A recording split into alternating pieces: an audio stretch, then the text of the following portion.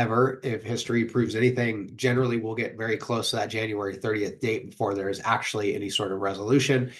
Both sides try and use that, I think, as a bit of a bargaining chip, and we end up kind of getting caught in the middle. Consumer sentiment down, right in line with the government shutdown coming to an end. So we've got quite a bit to cover here this week. My name is Brandon Steele, financial advisor with Mainsail Financial Group here in Bellevue, and our goal is to leave you feeling more empowered after every interaction.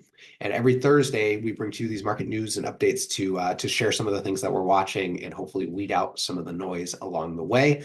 And this week, a little bit less on the data front, but we're going to spend a good amount of time on the end of this government shutdown and what that's kind of translated to. So on the data front, just one thing I want to cover just briefly is last Friday, we did have consumer sentiment data come out, and it came out at 50.3, which was a bit lower than expected. Probably not a surprise. Again, this was Friday. Keep that in mind. Probably not a surprise given the extended government shutdown is probably a big part of that, as well as, just some of the challenges we've been hearing about in the labor market and some of the things that we've covered in our kind of weekly updates as well. That honestly is the only data point I'm going to cover. I'm going to spend most of my time on this government shutdown news story. Plus, given the government shutdown, there's really not a whole lot of data over the past week or so to address, but hopefully we'll be kind of on the back end of some of that. So be sure to tune in next week. We'll get back to some more data, I believe, because likely we'll have data as planned moving forward and hopefully have some inflation and jobs data to come to cover next Thursday.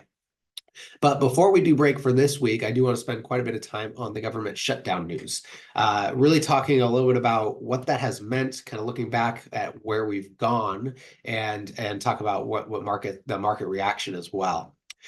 So basically, there is official news as of yesterday that the House and Senate passed the bill, and then President Trump had signed off on it as well. So there is extended federal funding through January 30th is the date that we're looking at now. As per usual, these things don't ever necessarily get solved. The can just gets kicked a little bit further down the road, and it's not kicked very far down the road. But nonetheless, January 30th is now the deadline for some of the federal funding in place at the moment. Hopefully, they will be working on a longer term deal in the coming months. However, if history proves anything, generally we'll get very close to that January 30th date before there is actually any sort of resolution. Both sides try and use that, I think, as a bit of a bargaining chip, and we end up kind of getting caught in the middle. So anyways, January 30th is now the new deadline to watch. We'll be sure to keep you posted as we get a little bit closer there. I believe if I saw correctly, there was a few areas that had extended funding.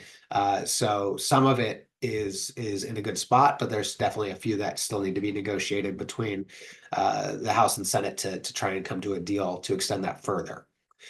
Looking backwards, for what it's worth, this was the longest shutdown in history. So I believe it was somewhere around 43 days in total. Certainly something we had been keeping an eye on. We kind of shared this in a webinar a ways back, but the longer those go on, the more impactful that they can be on the economy, given what that means for pay and jobs and all the above. But reality is that short-term version of it might be a headline story, might cause some concerns, but often may not matter that much in the grand scheme of things. Given 43 days, it was interesting to see that the market really just kept climbing for the most part. Markets, really not only didn't react negatively, but actually had grown during that period of time. So very interesting to see how this all transpired. And then we fast forward to today when we get the good news that the government shutdown is over and the markets are actually down. Now, what I will share is part of that maybe just because of the can being kicked a little bit here. But more so what we're seeing, if you break this apart a little bit, is it looks like most of this sell-off is coming in the tech arena, which probably is not much of a surprise for those who tune in regularly. That we've talked about this for a long time, which is that tech valuations are quite high. And some of the other aspects that make up the market index are maybe a little more attractive or a little more favorable from a risk return perspective at the moment. And so that's kind of what we're seeing. We're seeing kind of a tech sell-off. And because those tech names affect the market so much, it's relating to kind of this broad index pullback here at the moment. But there are still some areas, especially some of the value type of areas, healthcare is a good example, that are actually doing very well today. So a bit of a polarized market that makes up. But if you look at the headline, again, tech is pulling down the broader market as a whole.